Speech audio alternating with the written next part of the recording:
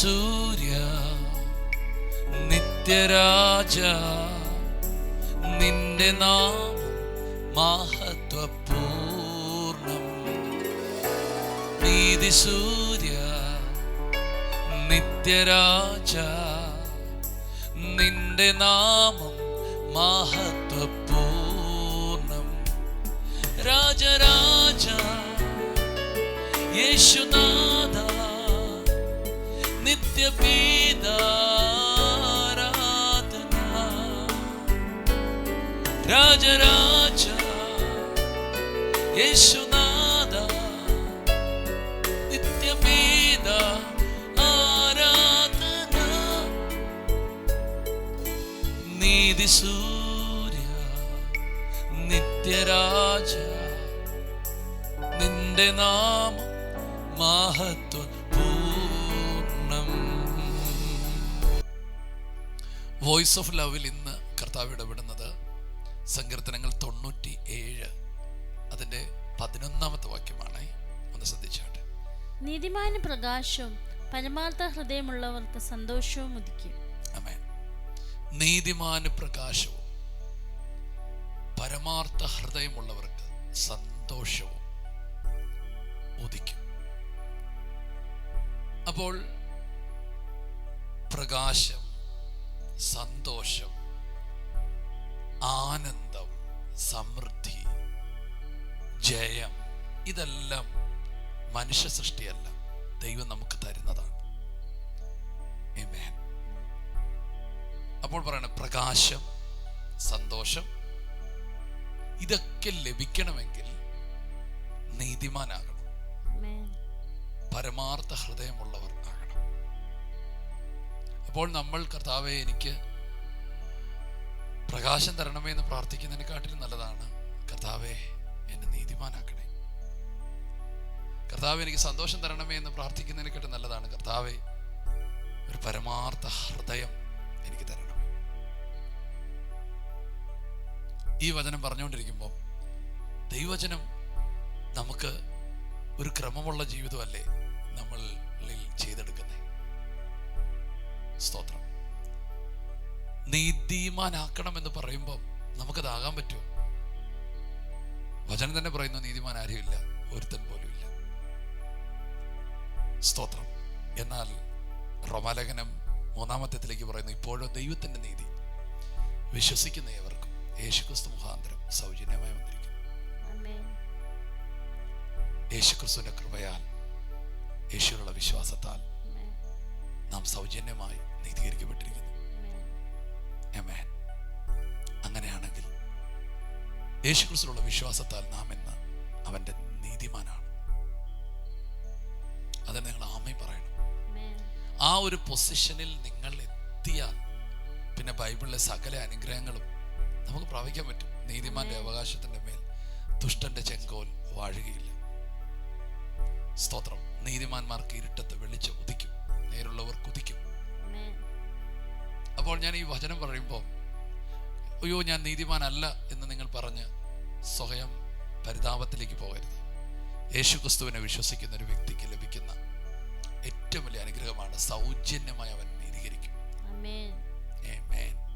അങ്ങനെയാണെങ്കിൽ യേശുക്രിസ്തുവിലൂടെ നിങ്ങൾ നീതിമാനാണ്. അങ്ങനെയാണെങ്കിൽ നിങ്ങളുടെ ലൈഫിൽ പ്രകാശം ഉദിക്കും. പരമാർത്ഥ ഹൃദയമുള്ളവർക്ക് സന്തോഷം. യെസ്, പരമാർത്ഥ ഹൃദയം. ഏറ്റവും കപടവും ദുഷ്ടതയും നിറഞ്ഞത് ഹൃദയത്തിന്. പക്ഷെ യേശുവിനെ വിശ്വസിക്കുന്നവർക്ക് പുതിയൊരു ഹൃദയം കൊടുക്കുമെന്ന് പറഞ്ഞു. ആമേൻ. കല്ലായ നിങ്ങളുടെ ഹൃദയങ്ങളെ മാറ്റി മാംസളമായൊരു ഹൃദയം തരുമെന്ന് പറഞ്ഞു. അപ്പോൾ യേശുവിനെ വിശ്വസിക്കുമ്പോൾ നമുക്ക് ലഭിക്കുന്ന ആ നന്മകൾ എത്ര ഭയങ്കരമല്ലേ. നമ്മളെ നീതിമാനാക്കുന്നു, അപ്പോൾ തന്നെ നമുക്ക് പുതിയ ഹൃദയം തരുന്നു. അങ്ങനെയെങ്കിൽ യേശുവിനെ വിശ്വസിക്കുന്ന ഒരു വ്യക്തിക്ക് സമാധാനവും പ്രകാശവും ഉദിക്കത്തില്ലേ? യെസ്.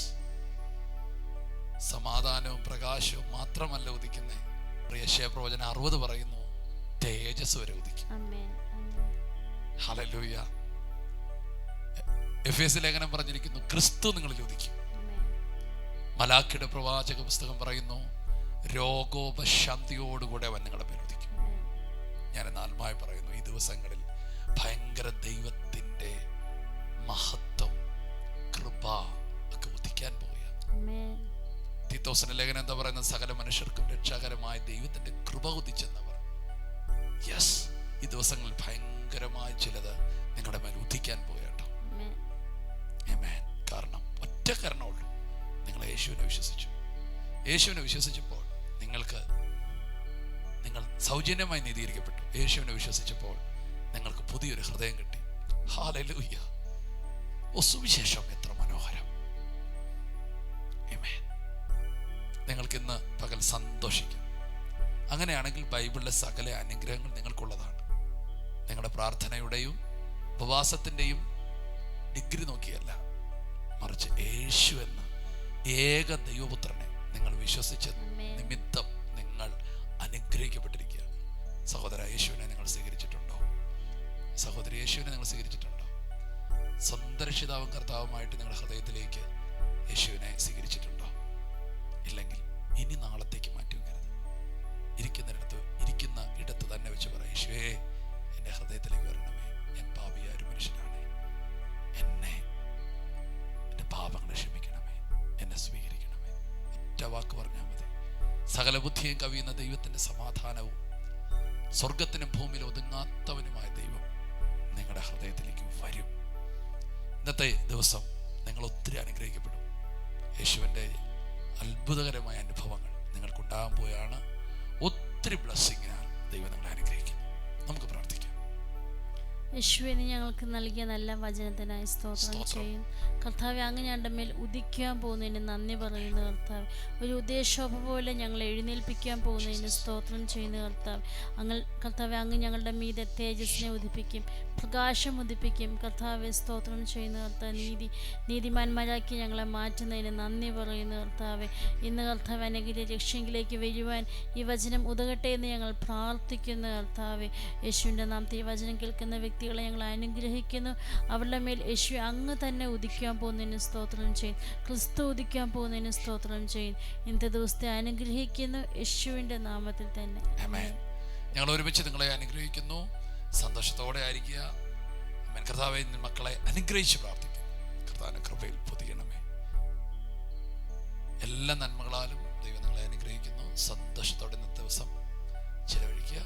കർത്താവിൻ്റെ പ്രകാശവും കർത്താവിൻ്റെ മഹത്വവും നിങ്ങളുടെ മേൽ ഉദിക്കട്ടെ. സന്തോഷം, ഭയങ്കര സന്തോഷം ഉണ്ടാകട്ടെ. God bless you.